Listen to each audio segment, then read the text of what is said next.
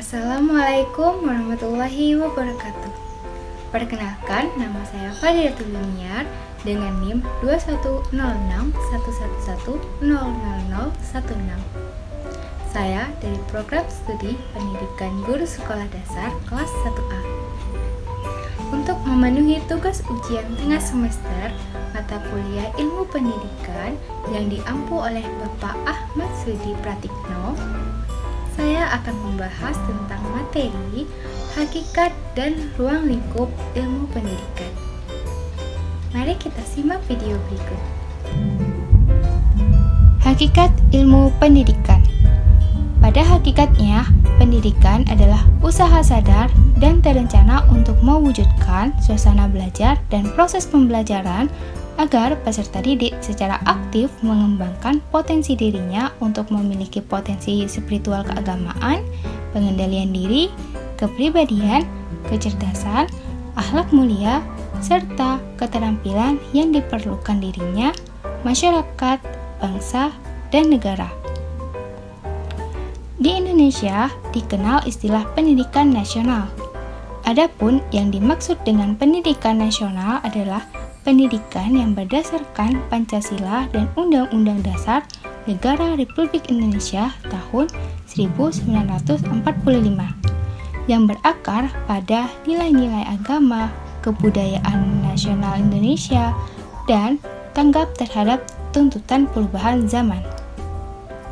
Sedangkan tujuan dari pendidikan nasional sebagaimana yang tercantum di dalam Undang-Undang Nomor 20 Tahun 2003 Bab 2 Pasal 3 adalah mengembangkan kemampuan dan membentuk watak serta peradaban bangsa yang bermartabat dalam rangka mencerdaskan kehidupan bangsa, bertujuan untuk berkembangnya potensi peserta didik agar menjadi manusia yang beriman dan bertakwa kepada Tuhan Yang Maha Esa, berakhlak mulia, sehat, berilmu, cakap, kreatif, mandiri, dan menjadi warga negara yang demokratis serta bertanggung jawab. Tujuan pendidikan. Tujuan pendidikan sebagaimana yang dimaksudkan dalam Undang-Undang Sistem Pendidikan Nasional, yaitu tujuan umum dan tujuan khusus.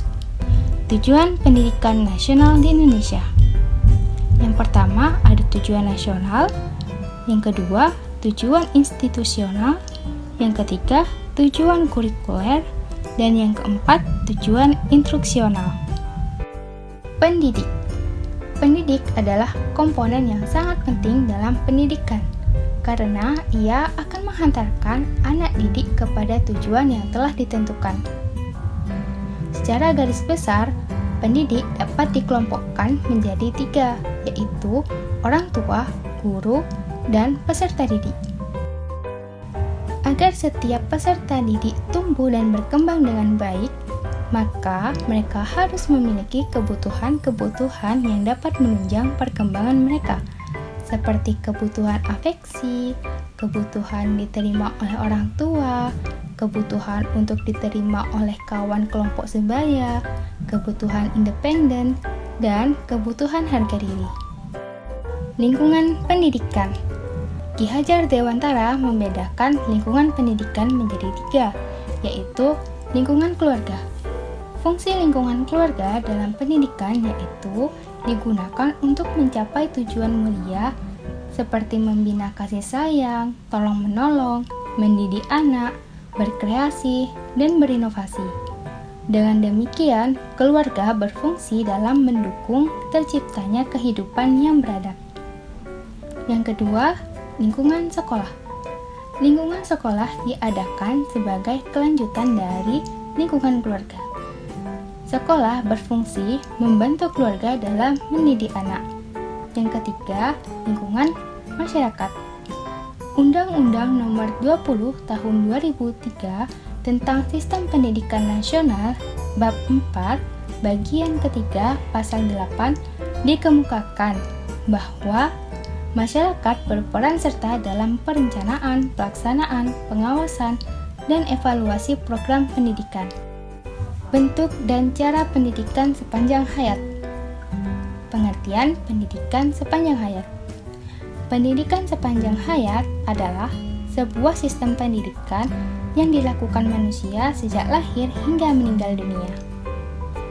Adapun karakteristik pendidikan sepanjang hayat, yaitu pendidikan tidak berhenti dengan berakhirnya sekolah formal, namun berlangsung sepanjang hayat di kandung badan. Bukan hanya pendidikan orang dewasa, melainkan mencakup semua tahapan pendidikan. Mencakup pola pendidikan formal maupun non-formal yang pembelajarannya terencana atau insidental. Pendidikan sebagai ilmu. Sejarah lahirnya pendidikan, satu cabang yang berdiri sendiri, persisnya tidak diketahui. Namun, menurut Yusuf Al-Faisal dalam Fatah Yasin bahwa kehadiran ilmu pendidikan adalah masih tergolong ilmu yang relatif muda. Walau tergolong muda, ilmu pendidikan menjadi cabang ilmu yang demikian penting karena menyangkut kelanjutan kehidupan umat manusia. Dua hal pokok yang menjadi penanggung jawab ilmu pendidikan adalah objek formal dan metode ilmiah. Definisi ilmu pendidikan. Ilmu pendidikan atau pedagogik berasal dari kata bahasa Yunani pedagogus dan dalam bahasa Latin pedagogus, yang berarti pemuda yang bertugas menghantar anak ke sekolah serta menjaga anak itu untuk bertingkah laku susila dan berdisiplin. Istilah itu lalu digunakan untuk pendidik atau pedagog dan kemudian berkembang menjadi pedagogi, perbuatan mendidik, pedagogik untuk ilmu pendidikan. Demikian video pembahasan materi mengenai materi hakikat dan ruang lingkup ilmu pendidikan. Saya pamit undur diri, kurang lebihnya saya mohon maaf. Wassalamualaikum warahmatullahi wabarakatuh.